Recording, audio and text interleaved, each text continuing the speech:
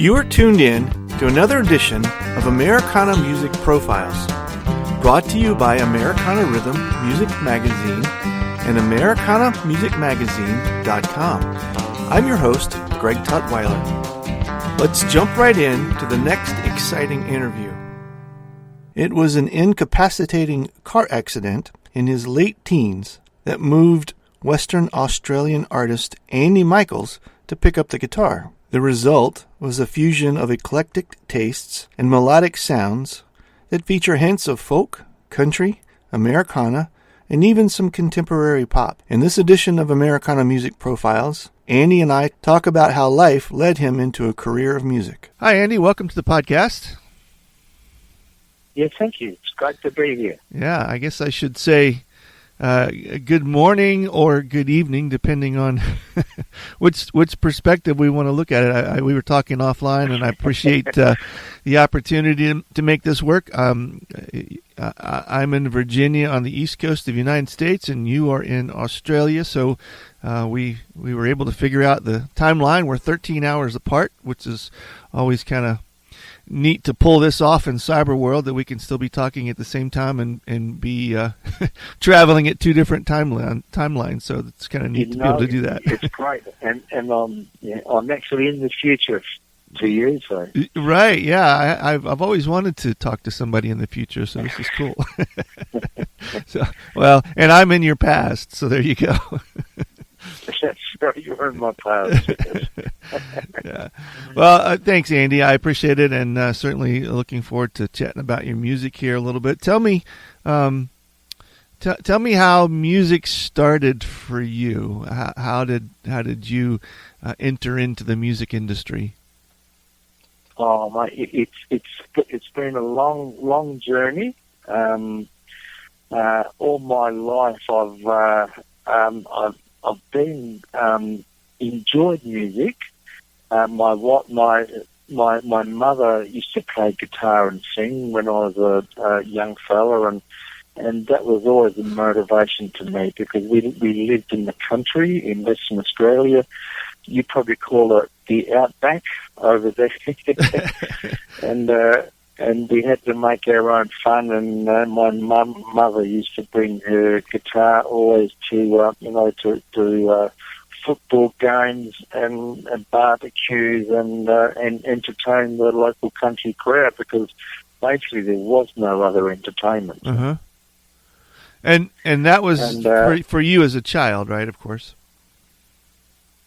That's right. Yes. Yeah. All my early formative years, and of course something like that sort of stays with you. And, sure. It was only when I was in my later teens that I had a pretty horrific car accident and nearly wiped me out. And during my convalescing, I picked up the guitar, and really that sort of gave me the spark then to follow my mother's footsteps. So, okay. So, how long after having that time to learn to play and convalesce, as you said, did this become something for you that you wanted to pursue? It did pretty well, yeah. I mean, I did dabble with guitar when I was at high school and things like that. But having that 6-month convalescing period, basically all I was doing was focus on guitar, learning it, playing it, and it sort of gave me the incentive to keep living there. So. Did you pursue it professionally after high school, or was this something that came about later in life to be professional with your music? It was semi-professional by virtue of the fact that after high school I went to university and playing in local clubs and pubs, and that sort of gave me money sure. to put myself through university. And then it's sort of always been on the verge between professional, amateur, semi-professional, but the songwriting, of course, never stops. So. Is this something that you are now able to pursue full-time, or do you have other things that you do as well? it's the last 2.5 years, Greg, it's been full time since I released my album Revisited about 2 years ago. Yeah. It's been pretty well full on since then. Yeah, that's awesome. I noticed in the notes that you've been able to write a bunch of songs. What is the inspiration for you to do that? Where do you find the inspiration for your songs? Is there a method to it, or and everybody seems to have a different perspective on that, but it's always fun to hear about that. Of course, and it's interesting because people always ask you, "What's your inspiration?" And I really don't know. I mean, it can be just, it can be walking down the street or just seeing, somebody doing something that sort of, makes you sort of, it's that's interesting. The relationships always appeal to me because, relationships is always good and bad to everything. And Sure. I guess I'm probably just intuitive in the fact that, I can stand back and sort of feel what people are going through, what they're feeling, and I seem to find a way to put that in music. Yeah. Okay. The feel from my perspective, listening to your music, it's this what we call Americana, kind of a folky electric rock kind of sound. Am I getting that right? Is that an intentional sound? Or? No, it's not intentional. I guess my music's been described as eclectic, and that sort of appeals to me because it's pulling a bit out of all genres. So, okay. There's a bit of country, there's a bit of folk, there's a bit of pop, there's a bit of rock there sometimes, and that way I'm not stereotyped into one box, Sure. and that suits me down to the ground because all those genres are just great. There's just great music that comes out of all of that, and while being able to sort of take a little bit out of that one and a little bit there and put it together, it's pretty cool. Yeah. Yeah. What kind of venues do you find that your music fits the best? My music fits. Yeah, right. Like what kind of places do you play that feels most appropriate for the style of music that you play? Yeah, probably fairly intimate venues, probably up to 100 people or so, because I love to have interaction with people. And even, I do enjoy the cabaret style shows where there's a lot of interaction, maybe a music quiz and even a supper or a sit-down dinner, Okay. that type of thing. It just becomes like a party, which is great, rather than just have me standing up there and everyone down the bottom. It's interactive. And, Sure, yeah. And that's great. Do you play solo, or do you travel with a band, or both? I'm pretty well solo. I do have musicians that join me, depending on how big the gig is and what's involved. Yeah, but I've been pretty well solo all my life. Yeah, so I started out as a singer, songwriter, and I guess to some aspects that's all I still am. Yeah, so. Yeah.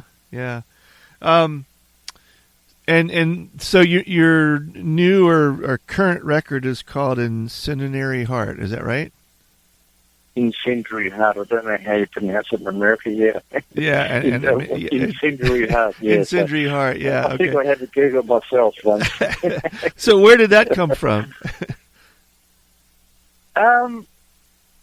Yeah. Oh, again, I don't know.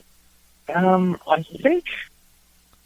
Obviously, I think I was looking for something to show like passion and heart, emotion, and obviously Burning Heart is just too a bit too boring. It didn't quite have it, and a spark in the heart. Of course, all that's rubbish. And somehow I picked up Incendiary, and I thought, well, that's pretty cool. I can run with it. So, and that's what the song and the album ended up being called. So. And this has been out for you how long? it's been out getting on 3 or 4 months now. So I think it came out in August, early September. So. And it's released to radio. Do you have radio listening outlets that fit the genre of music that you've created? Yeah, it's been picked up by a lot of radio stations in Europe, America, obviously. A big radio network in New Zealand just picked up one of the songs, Going As Hurts, and it's getting a lot of radio airplay at the moment, and it seems to be increasing weekly now. So, hopefully it's going to keep the momentum up going into the festival season. Yeah, so. Yeah. Okay. So and so you do play festivals then with your music as well? I'm deliberately not going to do any shows during this festival season because the recording process, basically I've been non-stop in the recording studio now virtually for 3 years, and probably a good time just to sit back, absorb it all, see what happens, and spend time with my family. Yeah. Yeah. Okay. So what does it look like to play out with this current music? What kind of you like a tour schedule or like your playing routine? What does that look like for you with this? Yeah, nothing at the moment. What's going to happen early New Year? Once the dust settles a bit, I've been invited to America, and I would probably just love to do a dozen cities or so, and get to know you wonderful people and get a feel for everything, and hopefully get everyone involved with what I'm doing. So you do have a U.S. Tour on the horizon, then, is that right? Do I understand that correct? Yeah, that's right. Yeah. In the first part of next year, that will probably be likely to be announced. Yes. Yeah. Okay. Is there a moment that you recall in your career that feels like one of those defining moments where you knew that you were for sure on the right path? Oh, I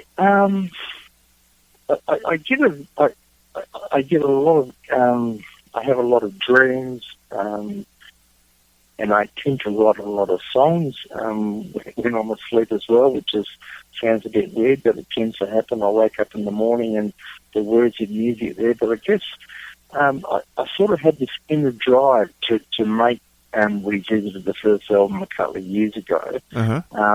The original intention was actually to make it for placements, the songs for placement in sort of movies and TV.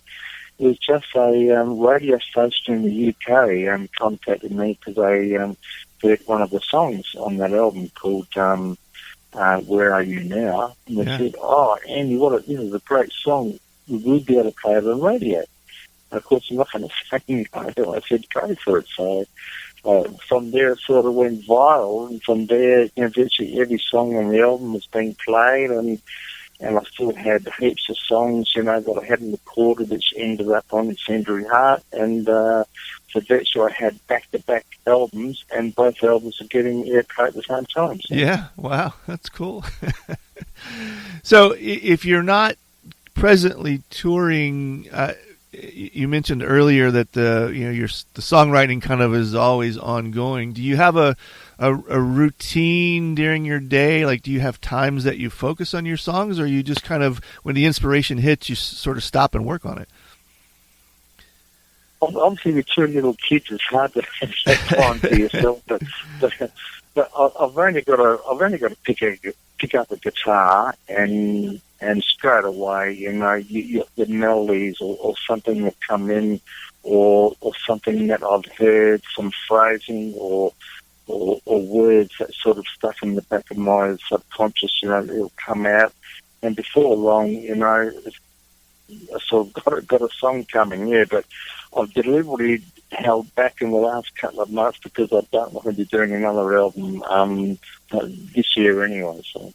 So, 2 albums out kind of simultaneously. If folks want to hear more of your music and they would like to reach out to you, especially if people listening to this are in Australia or near where you might be playing, what's the best way to find your music for sale and to communicate with you?